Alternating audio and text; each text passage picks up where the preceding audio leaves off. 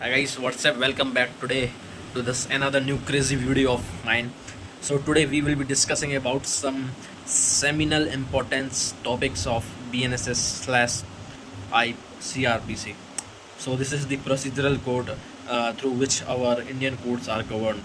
Like all criminal courts are governed by this type of this statute, and it inculcates the basic procedure of how the trial is conducted and how the proceedings are go on and how is punishment being made.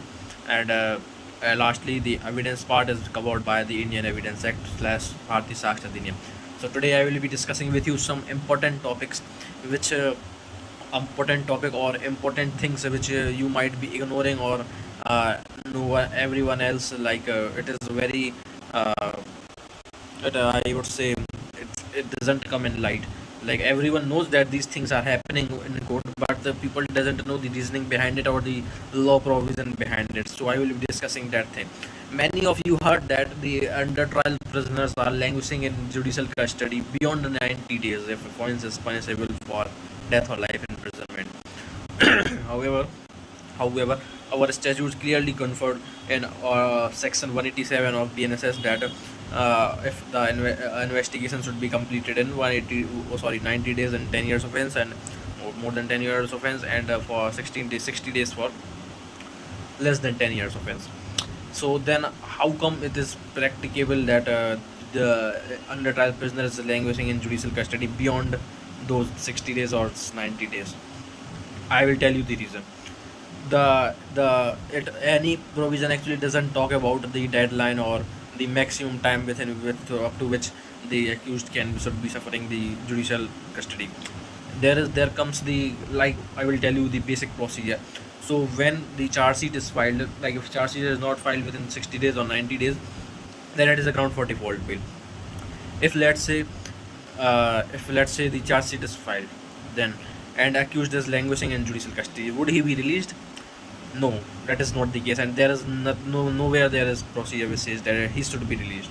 In fact, the custody which we are talking about, whether police custody or judicial custody, the section 187 clearly mentions that the accused should be given judicial custody of 90 days in case of offence punishable with more than 10 years imprisonment, and for 60 days in the offence punishable before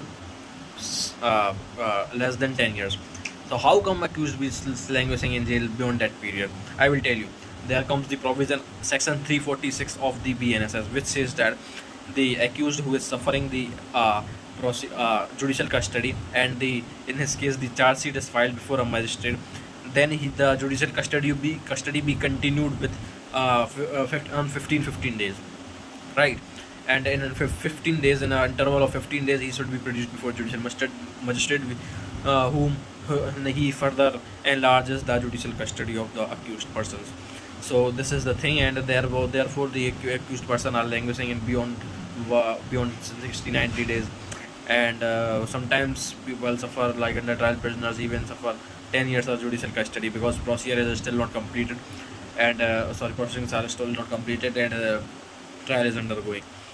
So this is the procedure.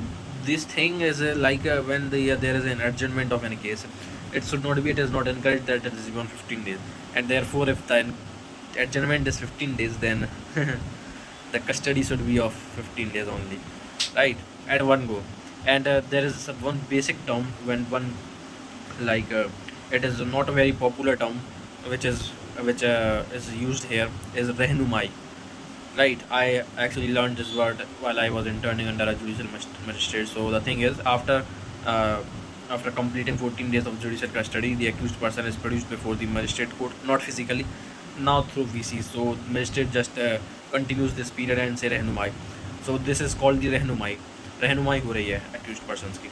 So they are sitting on the video conferencing, and magistrate just give enlarge them on, sorry, continues the custody of those accused persons. This is called the rehnumai. And there is one thing also called the kalandra, which you might not be hearing about. Like I am hoping that many of you didn't know, so I am explaining about it. Right. So kalandra, the kalandra actually is prepared, and it is actually a proceeding. So kalandra arrest is made out only in few cases, like if someone has ran out of the jail, break the jail, and he is someone absconded from the bail, like he has to surrender on a day, and he didn't surrender. He just ran off. And someone is having the stolen property and is running away from the police. And I, and yes, those are few circumstances in which Kalandra is prepared. So in that case, accused is absconded. Then police will catch him and file the Kalandra, like on what condition, on what time, what date, what matter, like in what circumstances he ultimately catches the accused person.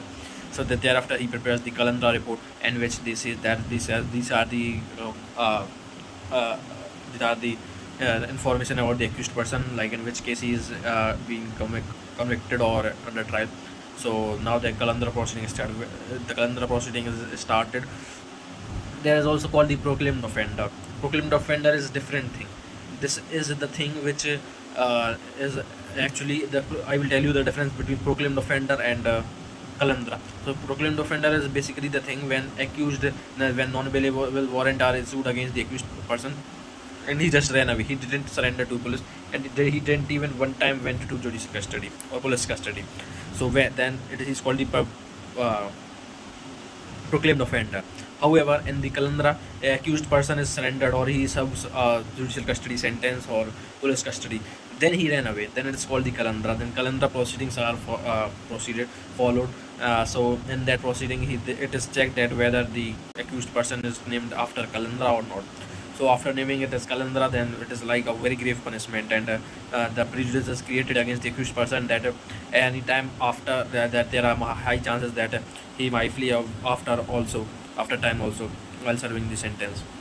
So this is the two things that I would want to discuss with you, and I hope you got understood. And yes, feel free to check me out, like on comment on the comment box. And if you want to know any other different aspect of criminal law or any other law, then please let me know, and I will definitely make a video on it.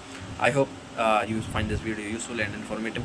So yes, if you find like this, so please do like this video and subscribe if you want. Otherwise, there is no compulsion of anything and no undue influence, no